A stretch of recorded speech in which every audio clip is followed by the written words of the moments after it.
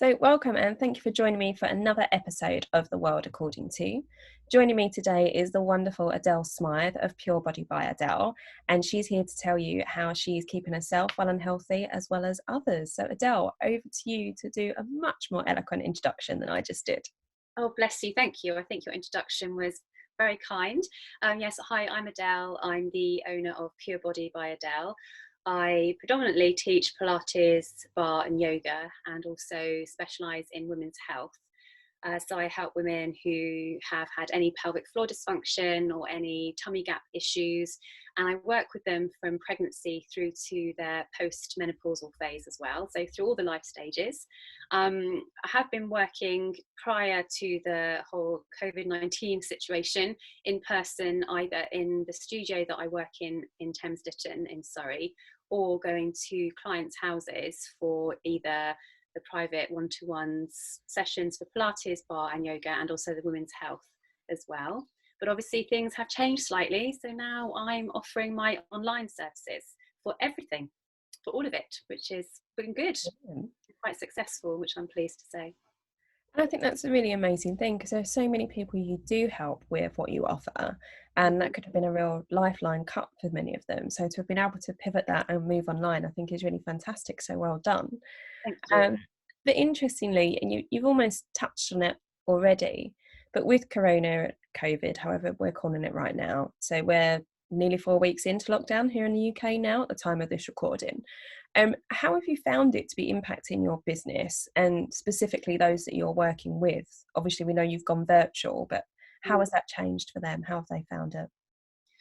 I think initially for the first couple of days, it was a bit of a tailspin, headspin for everybody involved. But I've got some really loyal clients who I've been working with for many years. I've been teaching Pilates for just over 15, and some of those clients have stayed with me from the very beginning, which is amazing. And we've created a very good relationship, a really nice community amongst all of us. And most of them actually reached out to me to ask me also if I was going to be doing some online work. So we both had a similar thought in mind to try and keep as much of our stability and normality in our routine going as far as we could. Unfortunately, we have the brilliant technology that is Zoom. And it's so much easier than I think we realised it was going to be to use. So yes, the first few days, I think it was a bit of a shock about what was happening, and you naturally go into a bit of a mild panic about whether or not you're going to be able to offer the same kind of service and if people are willing to come on board with it. But I'm really pleased to say that the majority of them have done. Some people haven't been able to due to looking after younger children, so we have managed to do some communication via like Facebook groups or WhatsApp, just to keep them in touch with what we're doing and offer them the chance to come on board if they need to. But I would say that probably about 70% of my clients have at some point come into one of the classes. So yeah, it's been good. I feel like I've worked longer hours and a little bit harder to start off with, just getting used to the technology myself and explaining everything to everybody. Yeah. And I feel because we're not in person, that I still want to give a really good service. So I feel that my energy that I've been given to other people has been a little higher than normal potentially, because I want them to make sure they're getting something that really is of value. That's really interesting as well, that you feel you've put more of yourself into this, and having seen you work, I know you put everything into it normally. So it's almost like they're getting even more value, which is probably really appreciated at a time like this. Yeah, I hope so. And it's hard, I think, because it does feel like we're in a permanent Groundhog Day state at the moment, or a really bad movie that we're not quite sure how it's going to end at the minute. And I have been very conscious that I probably haven't set myself particularly good boundaries at the beginning of the lockdown, but I'm starting now to put those in place, because obviously I want to keep my clients happy and having that feeling of solidarity and community, making sure that they're all okay. But I also recognise that I've got to keep an eye on myself and make sure that I give myself downtime, because then I need to obviously keep delivering what I am, and you need to step back sometimes and recognise that you can't really work an extra 5 hours a day, which I think I probably was doing. Yeah. So it's been a learning curve, I think, for everybody involved.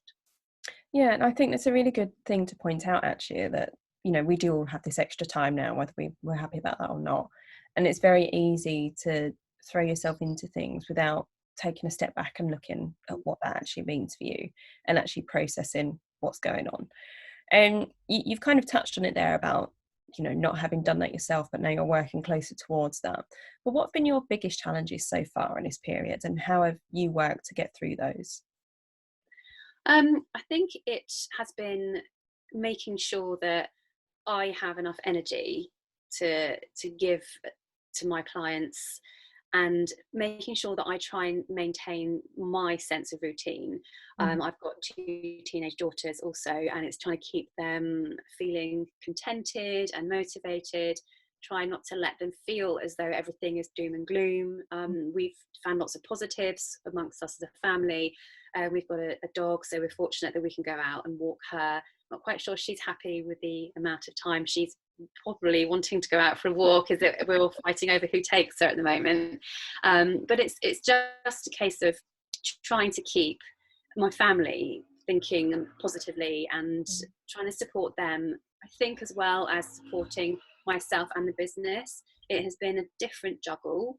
As a business owner and being self-employed, it's always quite a task anyway to keep everything ticking along successfully. You want to try and provide as much benefit for everybody as you can. But when you're solely focusing just on your business in normal times, then it's manageable in a different way. But now adding in the extra element of having to keep other people energized and motivated, that has been, I think, a challenge where I don't want to spend so much time working on what I'm trying to deliver, but it's also trying to balance out the family life too.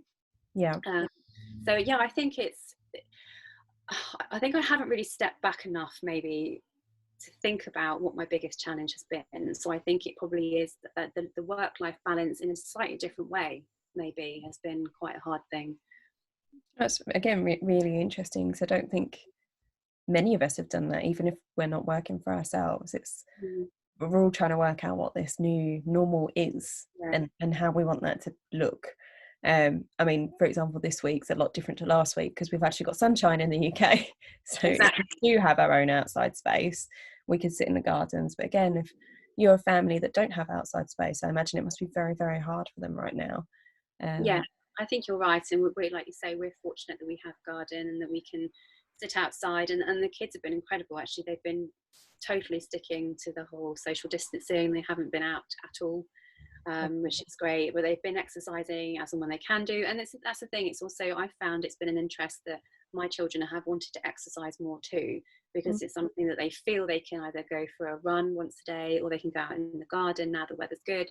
And I think that has been interesting from their point of view, that they feel more motivated to get some more physical activity because they recognise that it's good for their mental health as well, mm. which I have encouraged them to do, because I believe it's so important to get some form of exercise, not just for your physical well-being, but for your emotional state as well. So Yeah, yeah. and a really good point to make, and a huge benefit clearly for your children if they're doing that as well. Yeah, definitely. And it's nice to do it together as well. So we've been in the garden, and I'm lucky that I've got a portable bar that I own. So when I teach my bar classes at home at the moment, I can use my portable bar. So I feel like it's like I'm teaching a proper class. And my youngest has been doing some bar with me, some doing some in the garden, and yeah, my eldest has been doing some home workouts as well. So yeah, it's been good. Oh, brilliant, and lucky to have a mum that can do that as well. Not sure I agree with it sometimes, but For those of us that aren't lucky enough to share a house and garden with you, can you tell us where we can find you if we wanted to partake in some of your amazing classes? yeah, definitely. So my brand name is Pure Body by Adele, and my website is exactly the same. It's www.purebodybyadele.co.uk. And on there are all my online classes at the moment, and all the services that I offer on my website I offer online. And also my Instagram feed is Pure Body by Adele, and exactly the same on Facebook as well. See, I So you love can it when find it's me nice quite and easily. simple. Yeah, they're all the same, so you can find me quite easily on any of those. Fantastic. And now, before I let you go and get on with helping all other people as well as yourself, can you share with us what your number one survival tip would be, both for the corona times, as I'm now calling them, and normal life? I think my survival tip would be, I'm a firm believer in not necessarily thinking of things as indulgences, but in thinking of things as beneficial extra additions to your life. Mm-hmm. So, for example, at the moment, we're all hopefully have a little bit more time to cook a bit more, and to, if you're able to get hold of fresh ingredients, to cook things from fresh, and to try different things out, I think, as well. And I've been trying to encourage my kids a bit more to do some more cooking, and trying to find creative ways to use what we have at home.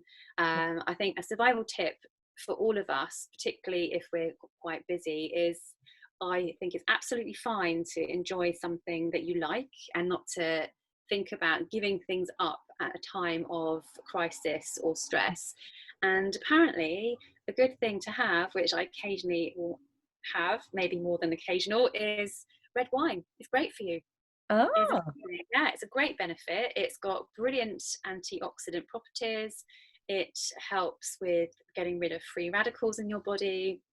And if you have red wine, obviously in moderation, I'm not encouraging people to be excessive, it's great for your skin. It can make your skin look youthful. And when you couple it with dark chocolate, it has even more benefits. So I think that is my survival tip, looking at ways to enjoy things that you yeah. feel are an indulgence, but actually they're not. They're, I wouldn't say a necessity, but they're an enjoyment rather than indulgence. Well, I will take that as permission to add those two things to my central shopping list for today. and and also thank you very much for your time today and sharing a little bit about what's happening in your world and how you can still help others. So thank you very much. Very welcome. Thank you for having me.